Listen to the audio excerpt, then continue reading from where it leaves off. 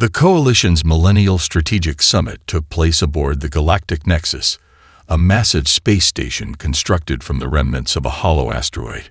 Representatives from over 3,000 species filled the grand chamber, their forms as diverse as the stars themselves. Some floated as clouds of intelligent gas, others clicked and whirred in mechanical bodies, while many appeared in biological forms spanning every imaginable configuration of limbs, sensory organs, and evolutionary adaptations. Admiral Zex Talon's proposal was met with immediate resistance. High Commander Orillo, a being composed of living crystal formations, raised his fractured voice above the murmurs. Humans are barely interplanetary. They still fight among themselves over resources and ideology. How could such primitive beings possibly contribute to a conflict of this magnitude? Precisely because of their primitiveness, Zex Talon countered, her bioluminescent patterns pulsing with conviction. The Dominion's predictive algorithms have cataloged the thought patterns of every spacefaring race in our coalition, but humans remain an unknown variable. Strategic analyst Nivka, a being of pure mathematical energy, projected a series of equations into the center of the chamber. Our simulations show a 99.87% chance of continued stalemate for the next 3 centuries. Resources will be depleted across 17 sectors before any tactical advantage can be secured. The chamber fell silent as the implications sank in. 3 more centuries of war would devastate the galaxy beyond recovery. I have studied Earth transmissions for decades, continued Zex Talon, activating a holographic display. Observed their conflict resolution methodologies. The display showed historical human battles, scientific breakthroughs, artistic innovations, and philosophical debates. The Coalition representatives watched with growing fascination as humans repeatedly defied logical progression in their problem-solving approaches. They leaped to conclusions without supporting data, noted Science Director Vox with disapproval. Yet often arrive at correct answers, countered Zex Talon. They call it intuition and thinking outside the box. Concepts our species have evolved beyond, but which might be precisely what we need. Medical Overseer Zilvar, whose gelatinous form contained multiple brains, rippled with concern. The Dominion's strength lies in perfect prediction. Their defense systems anticipate our attacks before we execute them. Their counteroffensives target our weaknesses before we even recognize them ourselves. And what is the one thing impossible to predict? Asked Zex Talon, her voice dropping to a near whisper. Chaos, answered Nivka, mathematical patterns flickering with reluctant admission. Random variables operating outside established parameters. Humans, concluded Zex Talon. They act on emotion as often as logic. They embrace risk rather than certainty. Their military history is filled with victories that defied statistical probability. The ancient hive mind of Trelvos, rarely moved to speak during such gatherings, extended its consciousness into the chamber. We have observed Earth for centuries. Their species almost destroyed itself multiple times, yet always pulled back from extinction through unexpected cooperation. They create art with no practical purpose. They pursue knowledge for its own sake. They intentionally engage in activities with high failure probabilities solely for the experience. Silence filled the chamber again, as the Coalition's leadership contemplated the unthinkable, seeking help from beings they had collectively deemed too primitive to contact. The definition of insanity, Zex Talon said, quoting the human philosopher, is doing the same thing repeatedly and expecting different results. We have fought this war the same way for 7 centuries. Perhaps it is time for a different approach, a human approach. The vote was far from unanimous, but desperation finally overcame pride. Within the day, first contact protocols were initiated and a delegation was assembled. The Coalition would reach out to Earth, not as enlightened beings uplifting primitives, but as desperate equals seeking the one thing humans might uniquely possess, the ability to achieve the impossible through unpredictability. The United Nations Security Council chamber had never been so crowded. Representatives from every nation stood shoulder to shoulder along the walls, while the coalition delegates occupied the center of the room. Their otherworldly forms caused more than one diplomat to grip their chair with white knuckles. "We understand your skepticism," Ambassador Krithna said, his luminous skin pulsing with calming blue patterns. "In your position, we would feel the same." President Okafor of the African Union leaned forward. "You claim to have watched us for centuries, yet chose not to make contact until you needed our help. Why should we trust you?" War strategist Nimr, whose galaxy-like body swirled with increased intensity, responded in a voice that sounded like distant stars. "The Coalition follows strict non-interference protocols with developing civilizations. Your species needed to evolve without external influence." "Convenient," muttered the Chinese premier. Dr. Chen, who had been invited as a scientific advisor, raised her hand. "May I ask a question?" When acknowledged, she continued, "You've described a war with perfect predictability on both sides. What makes you think humans would be any different?" Science Director Vox's crystalline structure refracted light across the chamber as he turned toward her. "We have observed your species' problem-solving methodologies. You approach challenges laterally rather than linearly. Your scientific breakthroughs often come from intuitive leaps rather than incremental advances. Your art forms," added Ambassador Krithna, "create beauty through controlled chaos. Your jazz music, abstract expressionist paintings, even your sports competitions value unpredictability.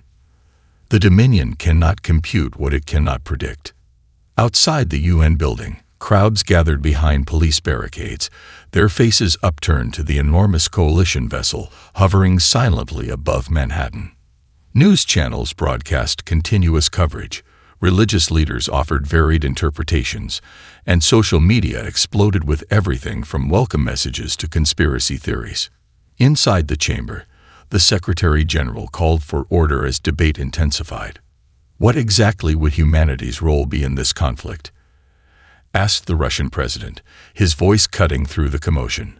Ambassador Krithna gestured, and a holographic display appeared, showing various star systems and battle formations.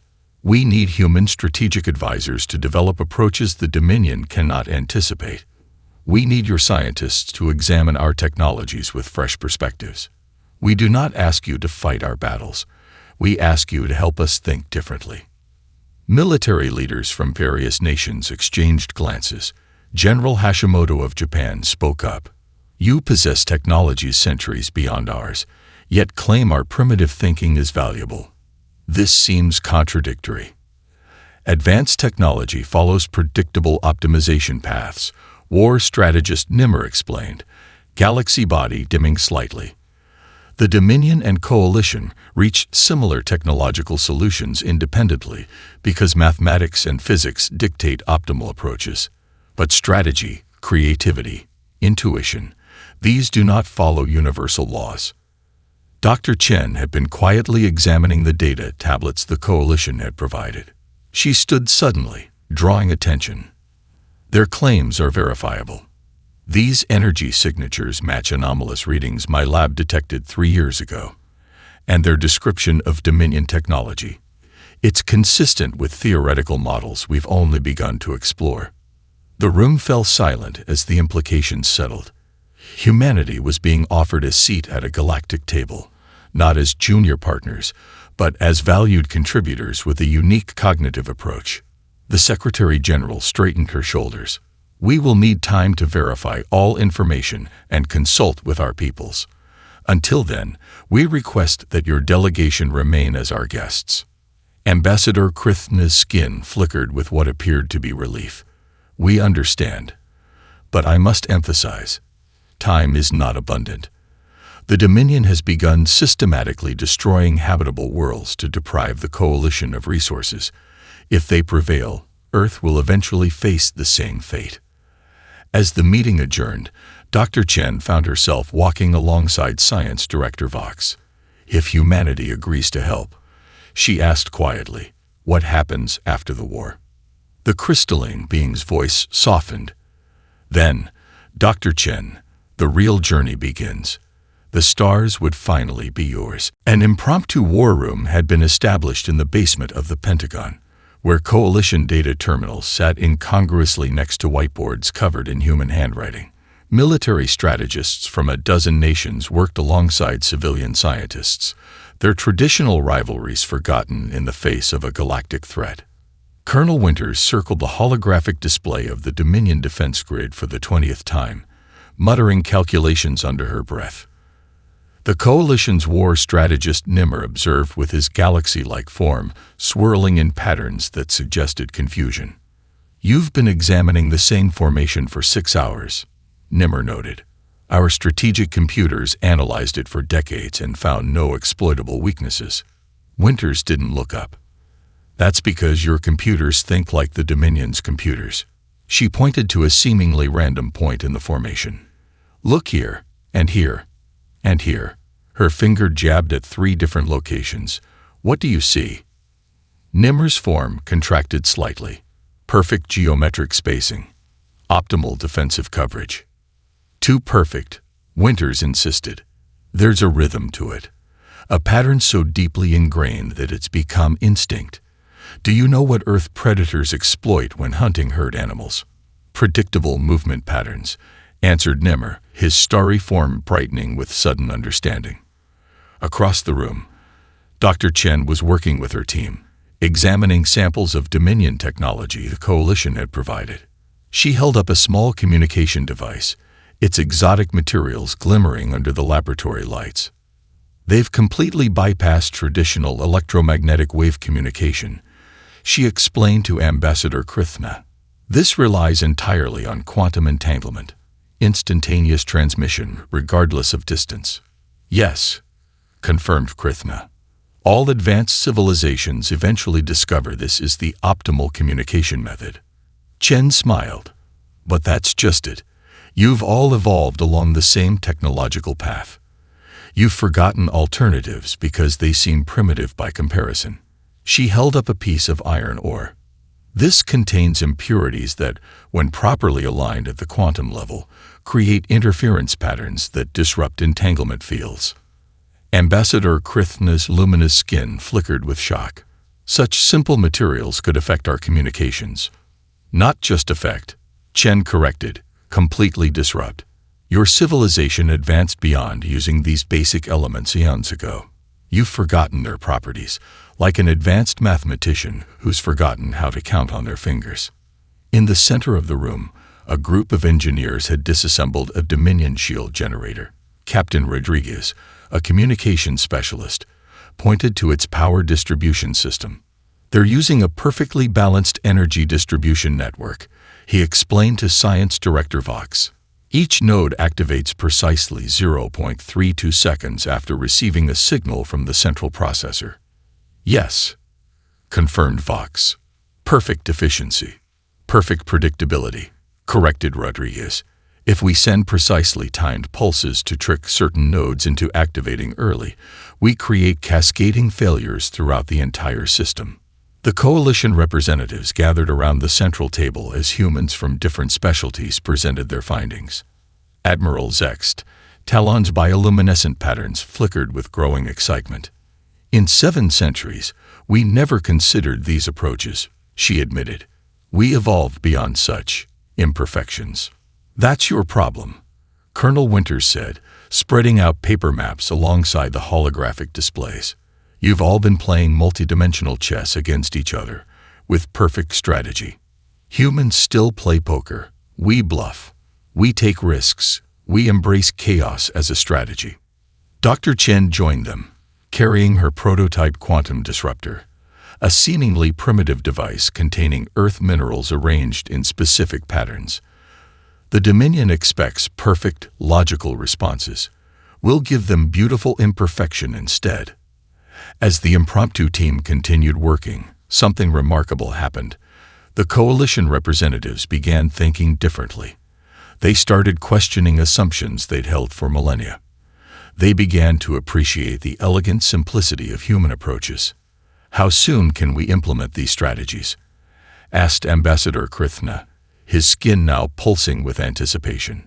Colonel Winters checked her watch, an intentionally analog device. Give us 48 hours to finalize the plans and train our team. Then we bring chaos to the battlefield. For the first time in centuries, the coalition representatives felt something they had almost forgotten: hope. The Cheyenne Mountain complex hummed with activity as the unlikely alliance of humans and aliens prepared for what could be the most important military operation in galactic history. In the central training facility, Colonel Winters ran her team of 300 specialists through simulation after simulation. Again, she ordered as the holographic representation of the Dominion fleet reset. Rodriguez, this time delay your disruption by 3 seconds. Singh, advance your formation earlier. We need to appear completely random while actually following our hidden pattern.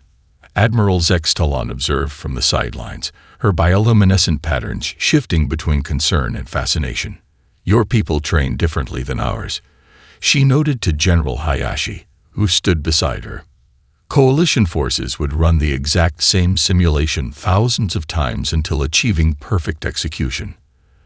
That's exactly what we're avoiding, explained Hayashi.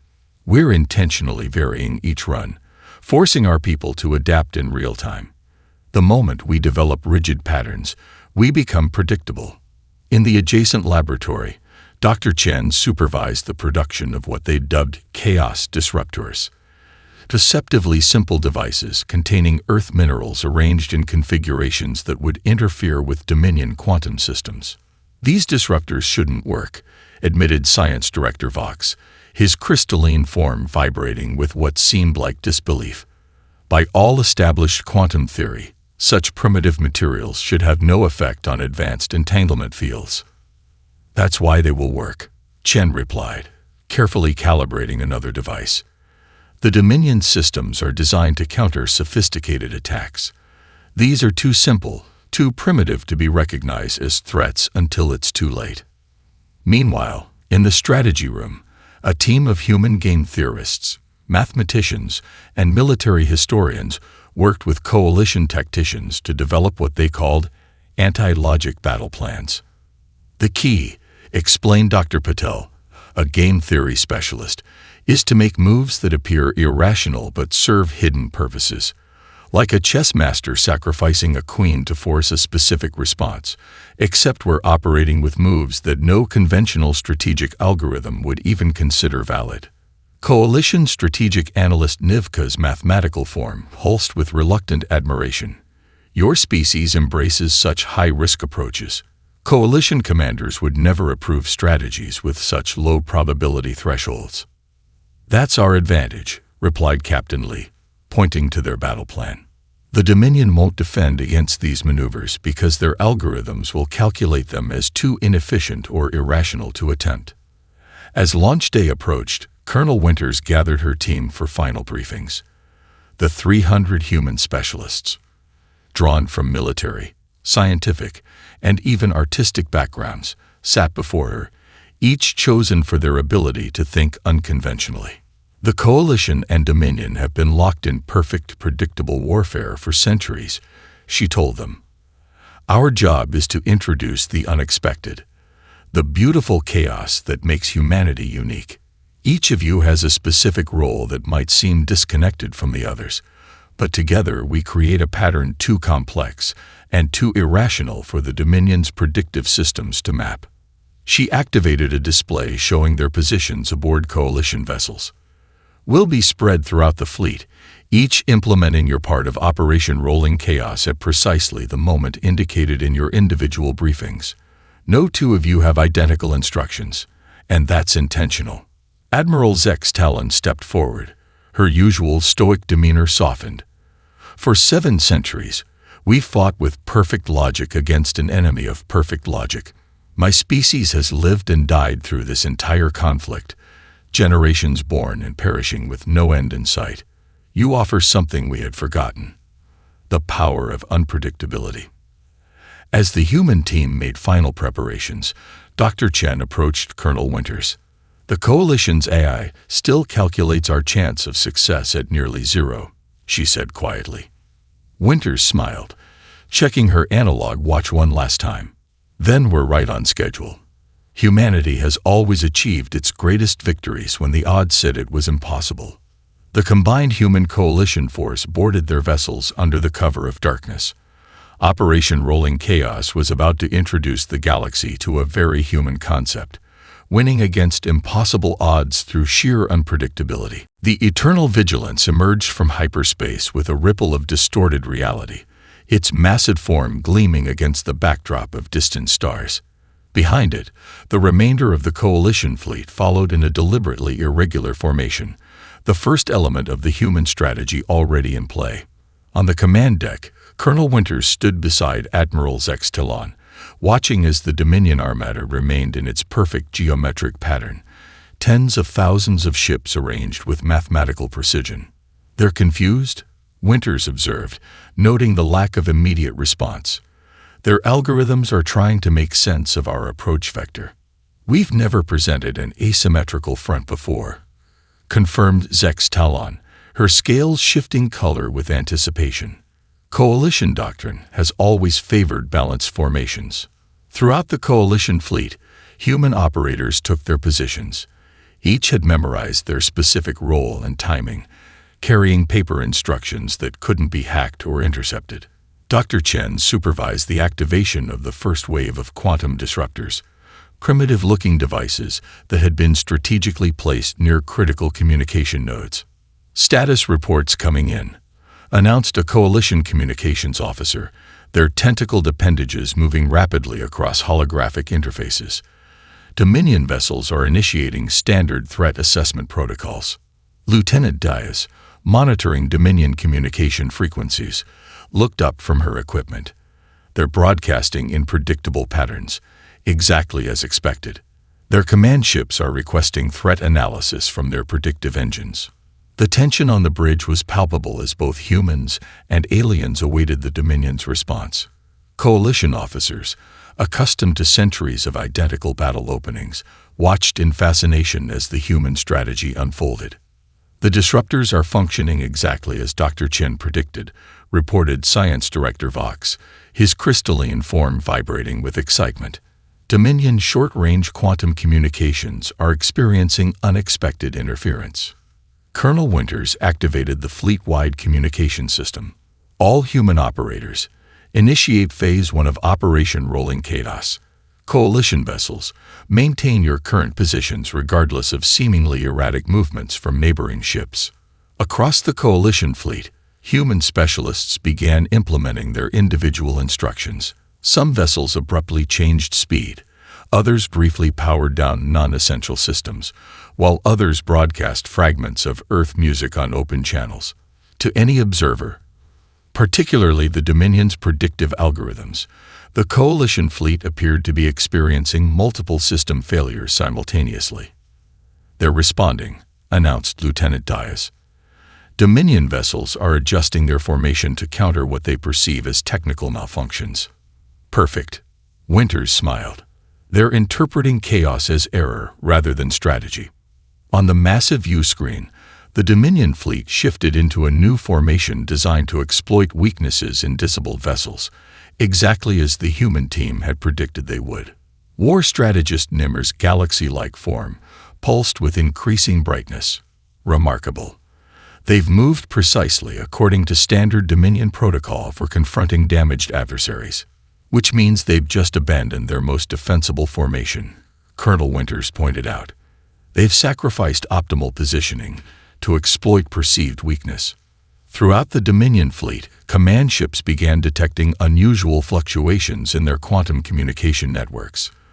Their predictive engines, artificial intelligences that had managed warfare for centuries, struggled to process the seemingly random actions of the coalition vessels. Inside the Dominion command vessel, Supreme Coordinator Vex Karoth's multiple eyes narrowed as reports flooded in. For the first time in his 3-century military career, he felt something unfamiliar: uncertainty. "The coalition forces are behaving irrationally," he informed his command staff. "Predictive engines are unable to establish coherent pattern recognition." His second-in-command, Strategic Director Mev Zolan, examined the data with growing concern. Could their systems have been compromised? perhaps a virus or technical failure. Impossible. Vex Kiroth dismissed the suggestion. No technological failure would create such specific patterns of irregular behavior. What neither of them could know was that the entire encounter had been choreographed by human minds specifically to trigger exactly these reactions: confusion, uncertainty, and above all, predictable responses to unpredictable stimuli. On the bridge of the eternal vigilance, Colonel Winters checked her watch. 2 minutes down, 8 to go. Ready. Phase 2 of Operation Rolling Chaos. Execute the Flamingo Protocol. Colonel Winters commanded over the secure channel, her voice betraying no hint of the tension coursing through the bridge. The nonsensical code phrase triggered the next wave of seemingly random actions across the Coalition fleet. Lieutenant Diaz suppressed a smile as she intercepted Dominion communications. Their encryption analysts are attempting to decode our transmissions. They're treating our code phrases as some form of advanced encryption. Let them waste the processing power, Winters replied. Every system they dedicate to solving our code is one less focused on actual defense. Across the Dominion fleet, confusion was spreading like a virus. Their perfect formation, maintained for centuries through precision algorithms, began to show microscopic imperfections as ships adjusted positions to counter unpredictable Coalition movements. On the laboratory deck of the Eternal Vigilance, Dr. Chen monitored the quantum disruption field as it expanded through space. Phase 2 disruptors online, she reported. The interference pattern is propagating exactly as calculated. Dominion short-range communications showing degradation across all frequencies. The disruption wasn't enough to completely disable the Dominion's communications. That would have been too obvious. Instead, it created subtle inconsistencies in data transmission, introducing doubt and hesitation into a system that had never experienced either. Remarkable, muttered Science Director Vox, his crystalline structure refracting light in patterns of amazement. The quantum field is experiencing polarization shifts from these primitive materials that our sensors barely register as technology. That's the point, Chen explained, adjusting parameters on a particularly unstable disruptor. They're looking for advanced countermeasures while we're using technology so basic it doesn't register as a threat. Meanwhile, on the Dominion command vessel, Supreme Coordinator Vex Kiroth's frustration mounted as his flawless battle system began showing inconsistencies. The predictive engines are producing contradictory outcomes, reported his tactical officer, mandibles clicking with distress. Each projection shows a different Coalition strategy, all with equal probability. Impossible, hissed Vex Kiroth. Run a diagnostic on the predictive core. Already complete, his officer replied. No malfunctions detected, yet the system cannot establish pattern recognition on Coalition movements. For the first time in the 7th Century War, the Dominion was facing something their algorithms couldn't quantify: genuine unpredictability. Back on the Coalition flagship, Admiral Zex Talon watched with growing amazement as the human plan unfolded. Your species excels at controlled chaos, she observed to Colonel Winters. Each action appears random yet serves the overall strategy. Like jazz improvisation, Winters replied, checking her watch again. Every musician plays their own notes, yet somehow it creates harmony through apparent discord. The next phase required precise timing. Throughout the Coalition fleet, human operators initiated what Lieutenant Rodriguez had dubbed quantum static, bursts of energy from the iron-based disruptors that created interference patterns in Dominion targeting systems.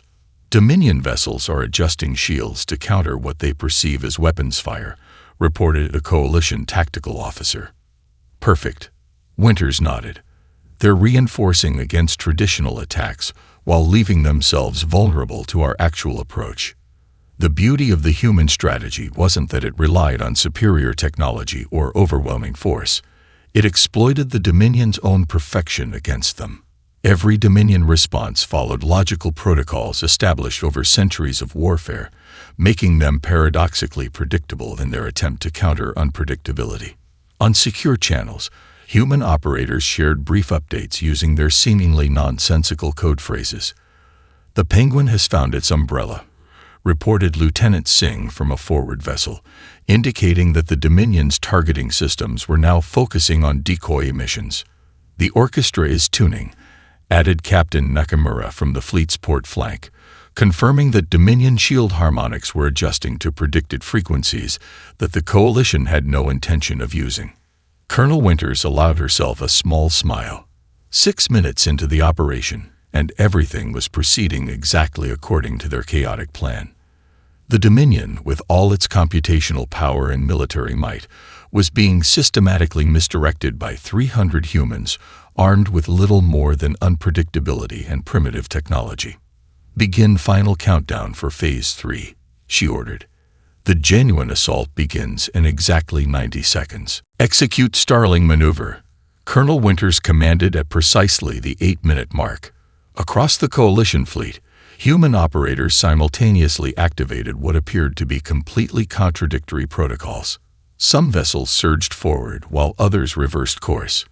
Weapon systems powered up on certain ships while others went dark. Communication arrays broadcast on random frequencies while sensor systems cycled through irregular scanning patterns. To the Dominion's predictive engines, the Coalition fleet appeared to be executing dozens of different, mutually exclusive battle plans simultaneously, an impossibility that their algorithms couldn't process. "Look at their formation," Admiral Zex Talon whispered, bioluminescent patterns pulsing with excitement. "They're fragmenting their response." On the main view screen, the perfect geometric pattern of the Dominion Armada began breaking apart as different ship clusters responded to different perceived threats. Some moved to counter apparent flanking maneuvers that didn't exist. Others reinforced against weapon signatures that were merely sensor ghosts created by the human operators. In the laboratory section, Dr. Chen activated the final configuration of quantum disruptors. "Phase 3 disruption field active," she reported, targeting their command and control networks specifically. The disruption field wasn't powerful enough to completely sever the instantaneous quantum communications the Dominion relied upon, but it didn't need to be. Instead, it introduced minute inconsistencies in data transmission, creating doubt in a system that had never experienced uncertainty. On the Dominion command vessel, Supreme Coordinator Vex Karath faced a cascade of system failures unlike anything in the 7th century conflict. Multiple command nodes reporting contradictory tactical analysis. His communications officer reported, appendages trembling. Regional coordinators are requesting direct command authorization as automated systems produce conflicting orders. For the first time in his military career, Vex Karath was forced to make decisions without the guidance of the predictive engines. "Order all vessels to revert to baseline defensive formation," he commanded. "Impossible," replied his tactical officer. "The fleet has already dispersed in too many directions. Attempting to reconverge would create collision risks in multiple sectors." The perfect coordination that had been the Dominion's greatest strength had become their critical vulnerability. Without centralized control, individual ship commanders hesitated, waiting for instructions that arrived corrupted or contradictory. At the 9-minute mark, Colonel Winters gave the signal for the actual attack. "All Coalition vessels, execute genuine strike pattern. Human operators, initiate singularity protocol." The Coalition fleet, which had until now merely feinted and maneuvered, suddenly unleashed a perfectly coordinated assault. The pattern of attack was unlike anything the Dominion had ever encountered. Vessels fired at seemingly empty space that suddenly contained enemy ships as they moved to counter phantom threats. "Their predictive engines are completely blind," Lieutenant Diaz reported, monitoring Dominion communications. "They've abandoned algorithmic responses and are attempting to coordinate manually." "Too late," Winters replied. "The disruption is already complete." Throughout the Dominion fleet, ships that had operated as perfect extensions of a centralized intelligence for centuries were suddenly forced to function independently. Vessel commanders who had never made tactical decisions without AI guidance found themselves unable to coordinate effectively. As the 10-minute mark approached, the outcome was clear. The mighty Dominion fleet, The perfect war machine that had held half the galaxy in terror for 7 centuries had been reduced to a scattered collection of individual vessels, their formation shattered, their coordination broken. Colonel Winters activated the communication array. Attention Dominion Command. This is Colonel Sarah Winters of Earth, representing the coalition of aligned worlds. Your predictive systems have failed. Your fleet cohesion has collapsed. You have 60 seconds to signal acceptance of our terms. On the Dominion Command vessel, Supreme Coordinator Vex Karoth stared at the tactical display in disbelief. 7 centuries of perfect warfare, undone in 10 minutes by a species his civilization had dismissed as primitive. The humans, he murmured to his silent command staff. They brought chaos to perfection. With 17 seconds remaining in Colonel Winters' ultimatum, the Dominion command vessel transmitted its response. A single signal on all frequencies that indicated unconditional acceptance of terms. 6 months after the historic 10-minute victory, the newly constructed Harmony Station orbited a previously contested star system that now served as neutral ground between former enemies. The circular chamber at the heart of the station hosted the first official meeting of the Galactic Concord, a governing body comprised of equal representatives from the Coalition, former Dominion worlds, and Earth. Colonel Winters, now Admiral Winters, stood at one of the observation windows, watching ships from dozens of civilizations navigate the space docks below. Dr. Chen joined her, carrying 2 cups of genuine Earth coffee that had become surprisingly popular among alien diplomats. "I still can't believe they named a theoretical principle after us," Chen said, handing Winters a cup. "Human uncertainty factor is now being incorporated into predictive models across the galaxy." Winters smiled. And apparently the Dominion scientific academies have created entire departments dedicated to studying intuitive problem-solving. They're trying to quantify what makes us so unpredictable. "Good luck with that," Chen laughed. "We barely understand it ourselves."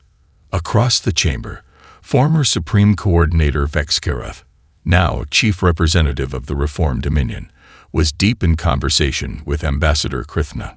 Their species had been mortal enemies for centuries, yet now they discussed cultural exchange programs between their worlds with genuine enthusiasm. "The humans have changed everything," Vex Karoth observed, his multiple eyes blinking in a pattern that indicated thoughtfulness, not just through their victory, but through their approach to peace. Ambassador Krithna's luminous skin pulsed with agreement. "We fought for control. They fight for understanding." Even their peace negotiations followed no predictable pattern, offering concessions where we expected demands, and standing firm on matters we thought insignificant. They make decisions based on values rather than pure strategic advantage, Vex Karoth added, a concept our civilizations had forgotten over the millennia. At the center of the chamber, Admiral Zex Talon addressed the assembled representatives, her bioluminescent patterns more vibrant than ever in the aftermath of peace. "For 7 centuries, our civilizations fought a war of perfect logic against perfect logic," she said. Each side believed technological superiority would eventually prevail. Instead, we learned that true advancement comes not from perfecting what we already know, but from embracing new perspectives entirely. Earth had changed too. The influx of alien knowledge had accelerated human technology, while carefully managed to preserve the cultural diversity that made humanity valuable to galactic society. Universities worldwide now hosted visiting professors from dozens of alien species, while human art, music, and literature found enthusiastic audiences on distant worlds. As the formal proceedings concluded, Admiral Winters was approached by a young Dominion scientist who had been observing her throughout the session. "Admiral," the scientist began, mandibles twitching nervously, "I've been studying your Operation Rolling Chaos for months, trying to understand its underlying principles. But there's one aspect I cannot comprehend. How did your team coordinate such complex actions while maintaining the appearance of randomness?" Winters smiled. "The key wasn't in our technology or even our tactical approach. It was something much more fundamental." "What was it?" The scientist asked eagerly, recording devices at the ready. Trust, Winters replied simply. Each human operator understood the overall goal, but was free to implement their part as they saw fit.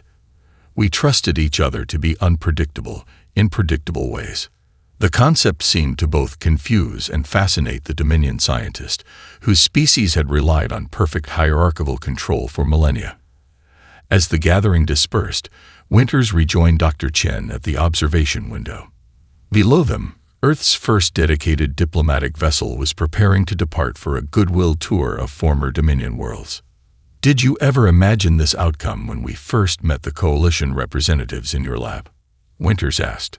Chen shook her head. Never. I was just trying to fix the lighting that day.